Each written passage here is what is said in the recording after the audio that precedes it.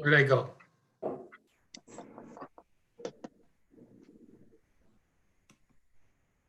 Nope, I guess I'm camera shy today. Okay, that's all right. Stephanie's coming on, Stephanie Kimay and Crystal.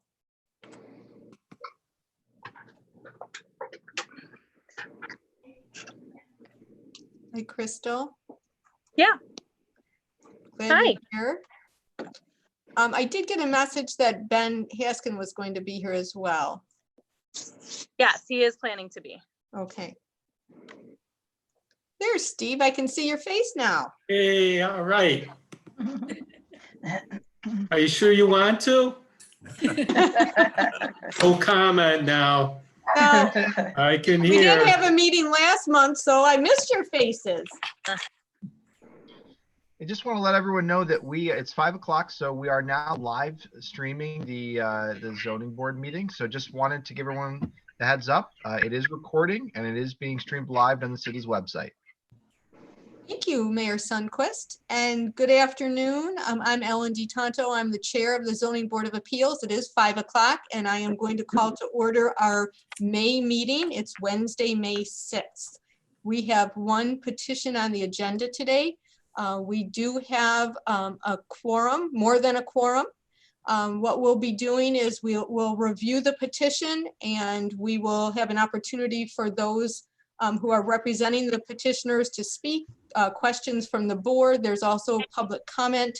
And in order for this petition to be read, it first has to be taken off the table because the zoning board did table it recently. So our first order of business is to see if somebody would like to make a motion to remove this from the table.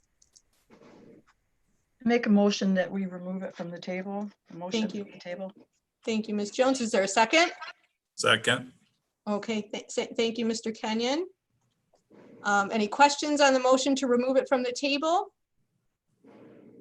Seeing none, clerk, please call the roll. Okay, Mrs. Jones, Yes. Ms. Kimay, Yes. Mr. Kenyon, Here. Mr. Sword, Here. and Chairwoman DeTanto. Aye. That would give us, again, 5 members voting to take this off the table. So at this time, I will have the clerk read the petition again. Okay. The petition of Edmund Schober, Labella Associates, DPC, 500 East 6th Street, Jamestown, New York, 14701, representing the Greater Chautauqua Federal Credit Union, 51 East Main Street, Falconer, New York, 14733, for an area variance for parking area setbacks on parcel 387.39-3-2 in a C2 zone. Section 300-0502, design and layout standards. Minimum setback for automotive use required is 15 feet, proposed is 7.02 feet on the east side of the street, 4.22 feet on the west side, Martin Alley, and 7 feet on the south side. The original petition was tabled at a meeting held by the Zoning Board of Appeals on March 4th, 2020, and has since been amended from its original form. Thank you very much, Jennifer. At this point, we will allow those representing the petition to discuss the changes that have been made from when we first tabled this. And we will then have an opportunity for the board to ask further questions. Just as a matter of information, Mr. Panabianco has joined us. He's also a member of the zoning board. And we have somebody on the phone, and I can't identify who that is. Tom Turner, can you hear me? Yes, thank you, Mr. Turner. When it's time for public comment, we will allow you time for that, okay? Sounds good. All right. At this point, again, I'm going to turn it over to Labella, and that would be to Mr. Schober. Please Hello, identify everyone. yourself, Mr. Schober, by name and address, if you would. Yes, Edmund M. Schober, Labella Associates, 500 East 6th Street, Jamestown, New York, 14701. I'm not sure if you're aware that Kelly Hawksma, the CEO, has also joined us as well. Yes. So just to pick up on what you suggested, where I start, this it was tabled due to some information at the last meeting that arose just prior to the meeting. Our plans had shown at that time that we were going to have an exit only onto Martin Alley. We learned that Martin Alley was no longer a public street, that it was privately owned. So the plans to exit onto Martin Alley were eliminated. Because it's privately owned, it was no longer a public street. Therefore, the setbacks for the building changed. It was no longer a front yard, but it was a side yard. So we no longer are requesting a area variance for the building setback, only for the 3 sides of the parking lot. Did you have any questions for me before I go any further? I think that there was some concern at the last meeting about the number of parking spaces for that particular location. Do you want to review that again? I believe that the minimum code requirement for our lot was 9. And maybe if Larry recalls, he can correct me if I'm wrong. We have 13 spaces on the lot, so we meet or exceed the code. We expect this location to be busy and to use the parking spaces that we can get, and to put as many off the street as we can. Okay. In other words, put as many on our own site rather than relying on street parking. We do have some parking along Clinton Street, but we did want to maximize our parking on site, but still retain some green area and landscaping and so forth. Okay. Thank you for that update. Ms. Hoeksema, is there anything that you wanted to add from the perspective of the business? No, I would like to say though that we're working very hard to put as much as we can possibly in that site and have it still look, very, very nice and be accessible to our members and the community as we continue to grow. Thank you. At this point, it's time for members of the zoning board to ask questions of either Mr. Schober or Ms. Hoeksema. And just to be fair, if you would raise your hand, it makes it a little bit easier if you want to ask a question, just so that we aren't speaking over each other. Members of the board, do you have questions? I do. In addition to not exiting onto what was Martin Alley, are there any other modifications from the March 4th date? No. And since that time, we did present for the site plan review, and we did receive approval. That was in April.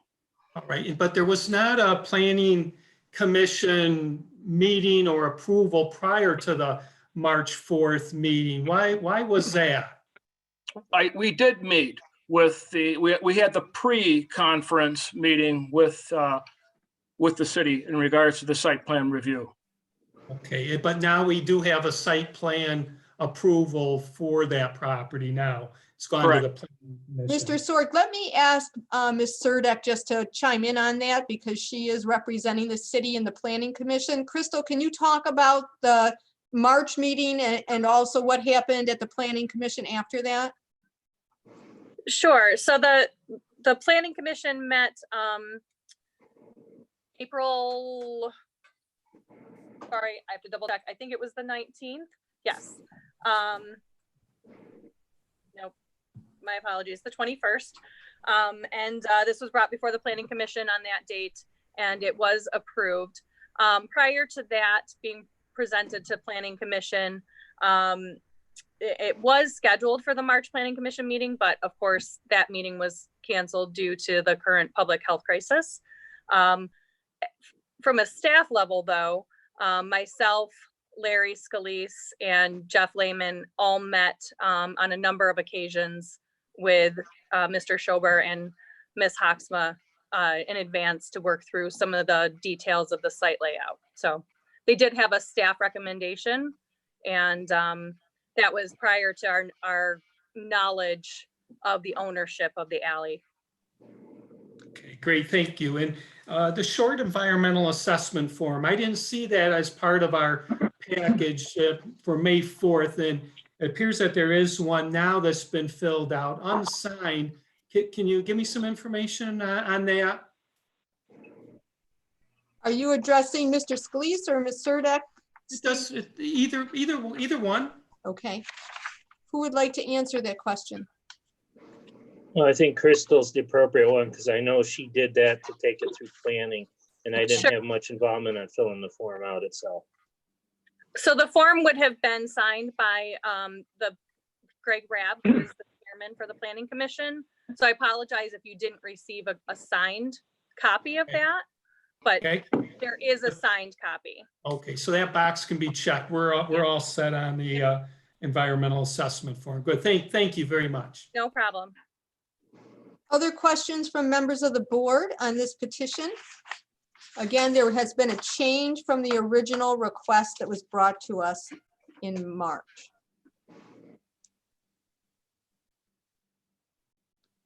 Other questions, clarifications? Okay, seeing none at this time, what we normally do is we ask 2 questions. Has there been any correspondence on this? And can you answer that, Jennifer? I can. The only correspondence that I had received was an email from Mr. Turner's office.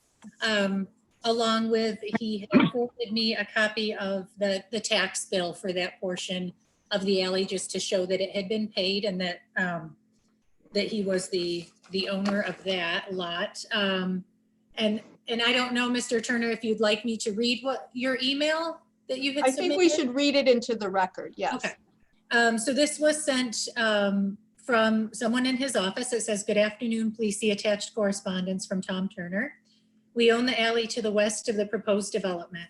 I have attached our city tax bill as we pay on it. We strongly oppose to this variance as it will hinder, if not make snow removal impossible. I would like a Zoom conference access. Please let me know if we can get a Zoom set up." And then it says, "Thank you, Kate Burnett, Century 21 Turner Brokers," with their phone number. Thank you. And can you tell me, because I can't see that document, is Mr. Turner personally the owner, or is Century 21 the owner of that property?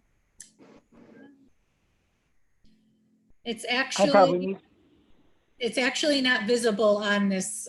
I don't know if I hold it up. Okay, It I just, it can, looks like I that can, information. I can answer that question.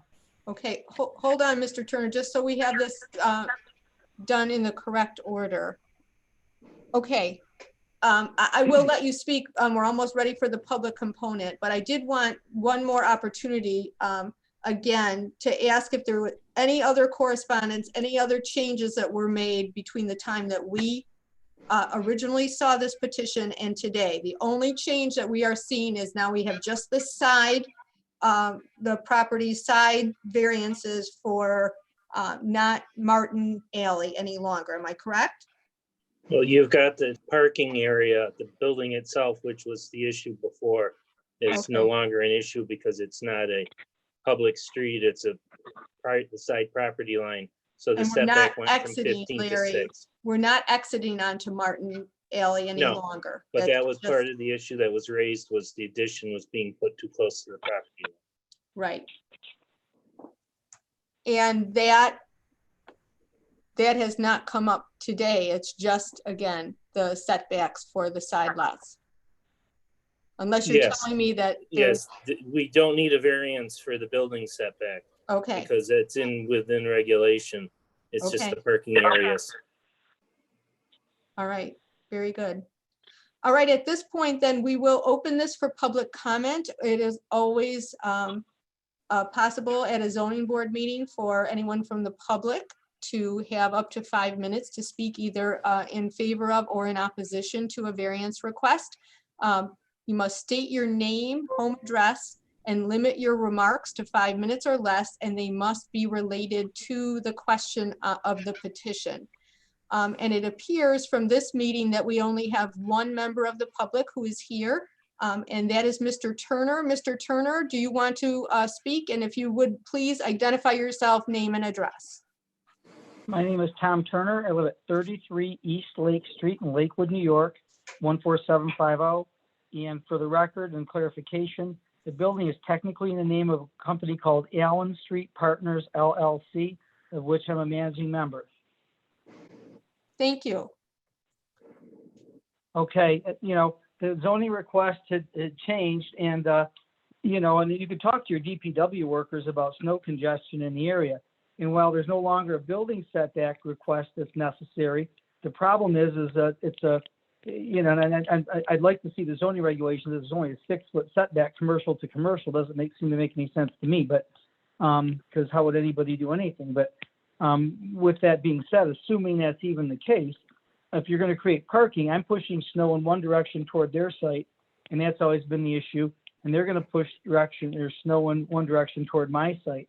So if you take a parking place that's traditionally, say, 18 to 22 foot, and you push the snow toward me, and I take a 16-foot alley and I push the snow toward you, there's going to be two major questions. One's going to be, where does it melt? Where does it drain? Where does it go? And number two, you know, we're going to be fighting for the same amount of space to push our snow, because there's not going to be enough room for me to get my people out of my building and around the side, not be enough room for those people to have without their cars getting pushed 5 or 6 foot back into their whatever their through lane is in the wintertime. It's just, there's not enough space in the world, according to Tom Turner.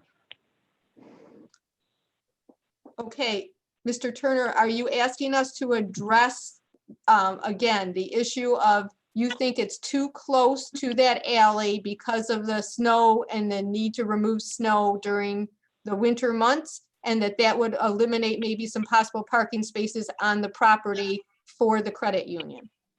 Is that your concern? I believe that it could, there's so much snow by the time they push their snow and I push mine into 4, 5, 6 foot. If any of you have a personal driveway, you know what 4, 5, or 6 foot of snow takes for space. I need to be able to get people to come behind my building, turn around a corner on a 16-foot alley and get to 5th Street. By the time they're pushing their snow toward me, and I'm taking my snow towards them, 4 to 6 foot doesn't go very far. What I'm saying is, without a loader coming in there every week and taking their snow away, they're not going to be able to, you know, they're not going to be able to have parking spaces that are correctly utilized. Okay, thank you, Mr. Turner. At this point, I think I am going to have to ask Mr. Scalise or Ms. Sirdek if you can comment on the concern about snow removal and how that might impact this request. Well, I'll speak to that. I mean, they do have extra spaces on the bank side, so that does come into play for extra space for them to put snow. And if they don't have enough room on their site, then obviously they have to have it removed. What Mr. Turner's proposing is actually pushing his snow onto the bank property. And I do have a picture showing from the last meeting that was what's happening. Unfortunately, Mr. Turner's going to have to make arrangements to deal with the snow on his side, because it's not legal to push snow from one side to the other. Okay, are there other questions based on the public comment? I don't see anyone else who would like to make a public comment at this time. Mr. Schober, would you like to restate some information? Yeah, I think just kind of emphasizing what Larry just said, we wouldn't be pushing our snow to the alley. We would be containing it all within our own site, within our own property. We have a fair amount of lawn space on our property. The whole, I'm trying to think, that would be the northeast corner of our property is all grass.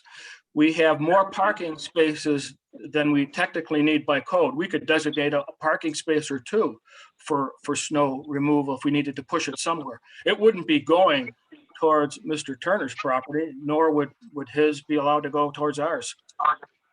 You are right. You did state that you have 13 parking spaces and you're only required to have 9. So in the winter, you may have to give up a parking space or 2 if there's a lot of snow to be pushed in your parking area.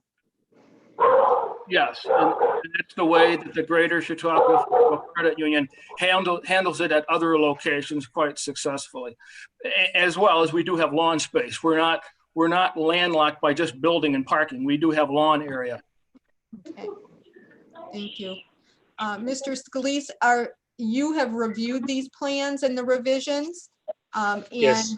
And are you in favor of this in terms of the way that they made the provisions so that they can have parking and not have the alley as an exit, so that this project would be able to go forward?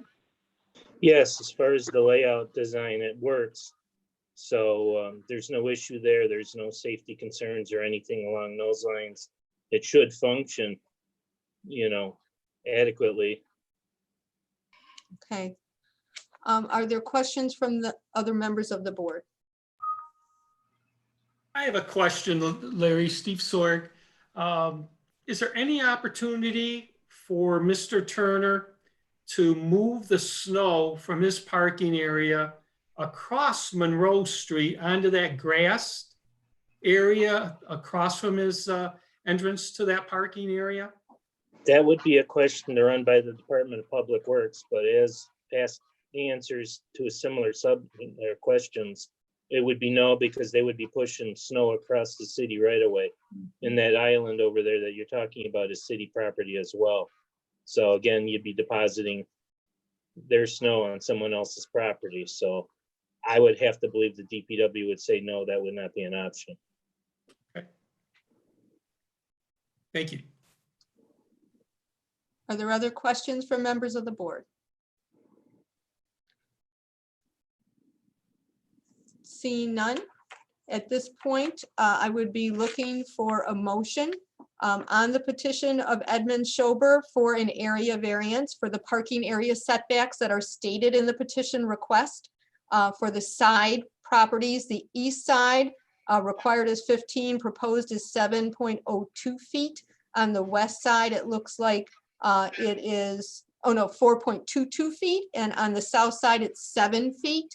Again, the zoning code is for 15 feet. So there are 3 different proposed amounts there in terms of where those side properties would be needing the area variance. So if there's somebody who would like to make a motion so that we can vote on this, I'd appreciate it.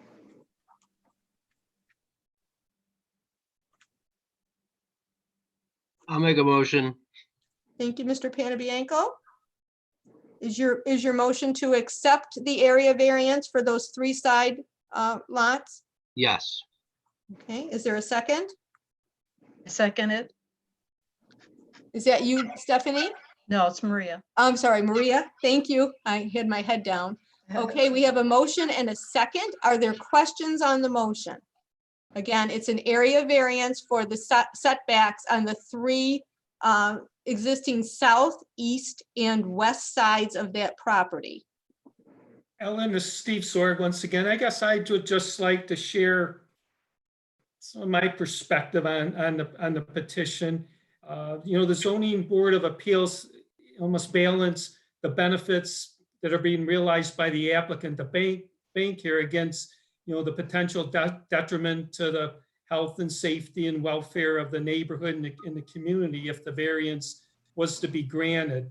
I guess the factors that I look at when I'm weighing this is, one, will an undesirable change be produced in the character of the neighborhood or a detriment to nearby properties? In my opinion, it does not. The subject is located in a mature mixed land use neighborhood that was a site of a drive-up bank. The use is permitted by the current zoning.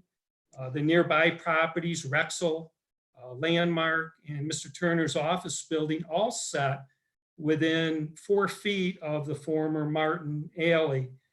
Therefore, the position of the building would conform to the neighboring properties. Second question I guess I hadn't looked at was, can the benefits sought by the applicant be achieved by some other means? And the applicant stated at the March 4th meeting that this was the best design considering the proposed building, the size of it, the shape of it, the drive-through, ingress, egress, and the parking. And I accept that. He did not state that there was not a design that would not require an variance. And based on the site, the building ratio, I feel that there may have been an alternative design that would have worked, but I trust his judgment on this, that this was the best design. And the third question I had is the required area variance substantial? And in my opinion, it's not. We're looking at distances from 4 to 7 feet, and it appears that the petitioner is exceeding the parking requirement.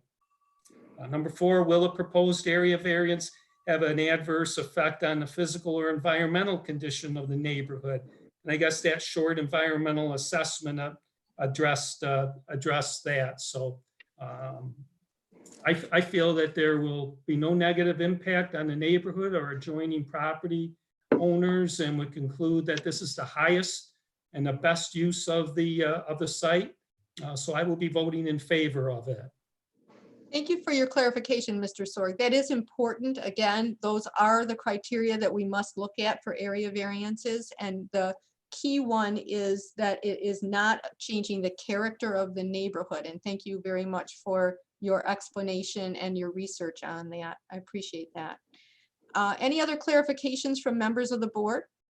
I Seeing guess I none, should have one other, yes, excuse me, I Mr. guess I Sorg? should have one other that I disclosed at the last meeting, that I am a New York State certified real estate appraiser, but I also have a real estate license, a broker's license associated with Century 21 Turner Brokers, which Tom Turner is the principal. And again, I'll state that I have no financial interest in the adjoining office building, nor in Century 21 Turner Brokers. So I will be voting on this petition. Thank you, Mr. Sorg. Again, as a member of the zoning board, we must state to make sure there's no conflict of interest or any financial gain on any of the variance requests. So I appreciate that. Any other clarifications? If not, I'm going to ask Jennifer if you would please call the roll on the petition. Again, the motion is for approval of the petition as it's written for today's agenda.